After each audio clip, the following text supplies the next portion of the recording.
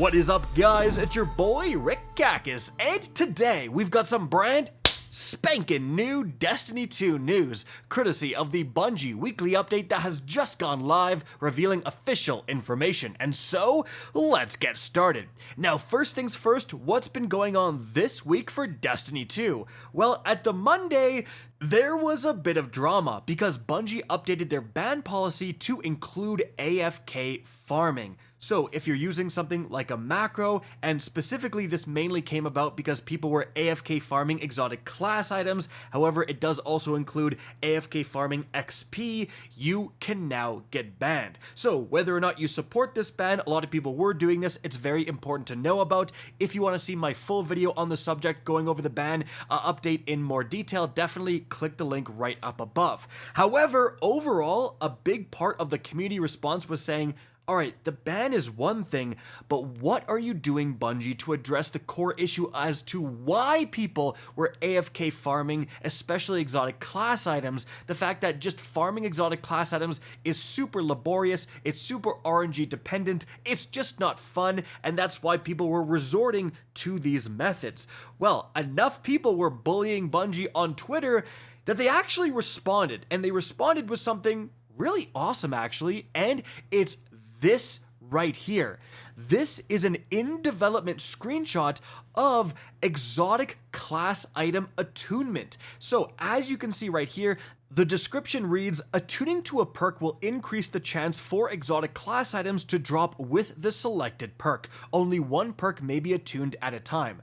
I hope they increase it to 2 perks at a time because, I mean, why not? But regardless, this will absolutely alleviate a lot of the RNG BS. Like if you really want a specific role, attuning to a perk that's involved in that role will absolutely make things better. And this is similar to the attunement system we have right now for Onslaught weapons. So very, very good news, and this is slotted to arrive in episode 2 in early October, so it's not like we have to wait until the end of the year. This is the next episode that's coming. So again, this is fantastic news. Remember, this is combined with the fact that starting tomorrow, I believe, Xur will have the chance to sell exotic class items as well. Now, I wish overall that instead of doing something that would make the community mad and then saying, no, wait, we're actually fixing things here, we can prove it, they could have shown the screenshot of the attunement first and then updated the ban policy so everyone would have known that they're working on this issue and people wouldn't have been as upset. Bungie, maybe one day you'll learn that. Now, moving on from there, something else big that happened this week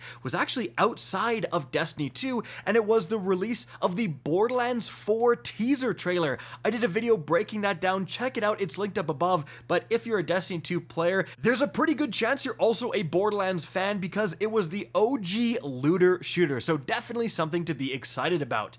But moving on from there to the brand new information within the TWAB, guys, Bungie actually reveals some huge new info about the fast approaching Act 3 of Episode 1 Echoes. So first of all, they mentioned there's only 1 week left for Solstice of Heroes. Make sure, guys, if you haven't gotten your Solstice weapon god rolls, especially for the rocket launcher, it's extremely good. Do that this week. But moving on from there, guys, Bungie actually reveals the new artifact perks for Act 3. So just like Act 2, there's going to be a whole new row of artifact perks to choose from. And this time, it seems that instead of sniper rifles being featured, auto rifles are being featured. So in column 1, we now have overload auto rifles. That's already pretty big for improving your loadout selection when it comes to, stuff like Nightfalls and so on. Then for column 2, we have authorized mod charged up. The energy cost of the charged up mod is significantly discounted. Okay, cool. Then for column 3, we have sustained fire.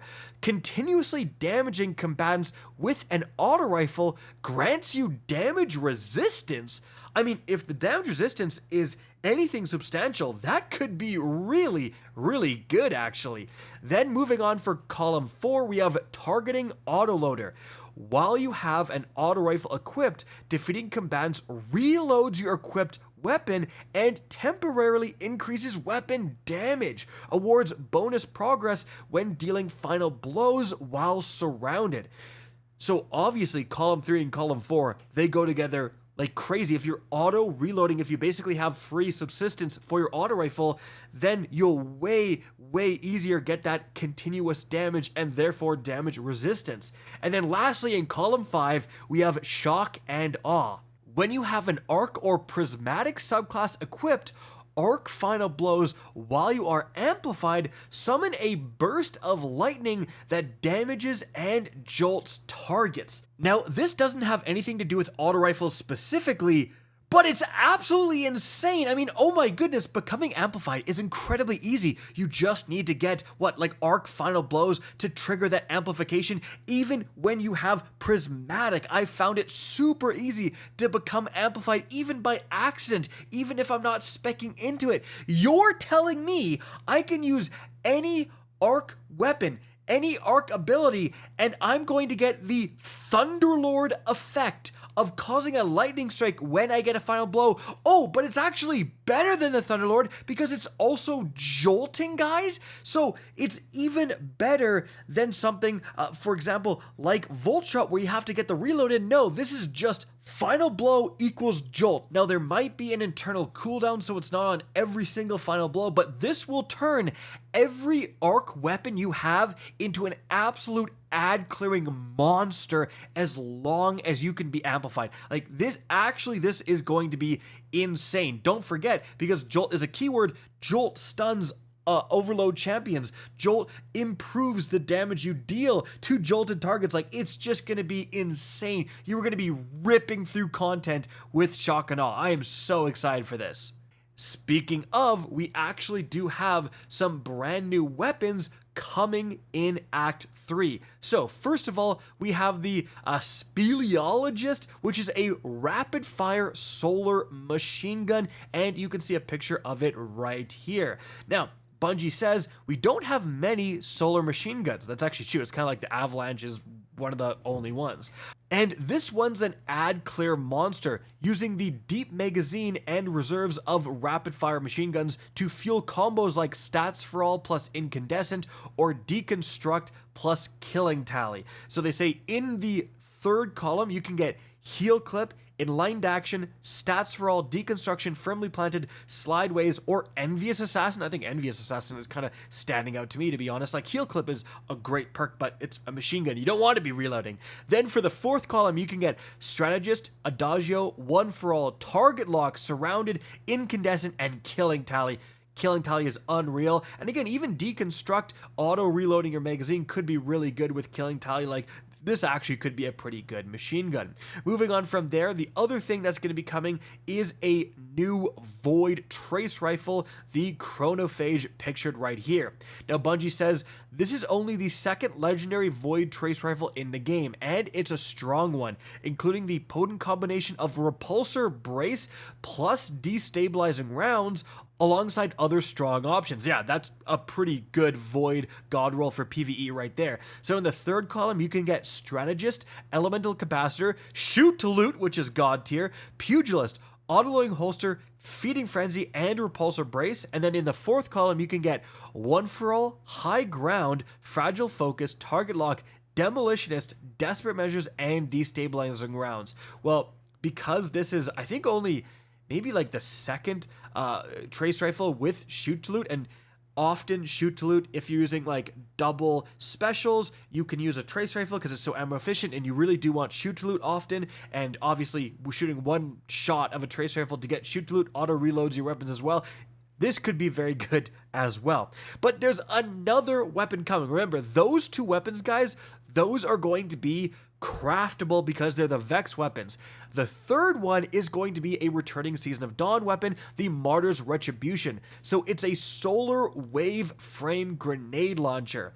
So Bungie says the first wave frame grenade launcher we shipped back in Season of Dawn, this was a player favorite at the time and returns with a selection of its original perks alongside some newer build crafting options, with options for solar subclass tie-ins and ability focused builds. So this can get in the third column field prep, demolitionist, threat detector, heal clip, auto-loading holster, envious assassin.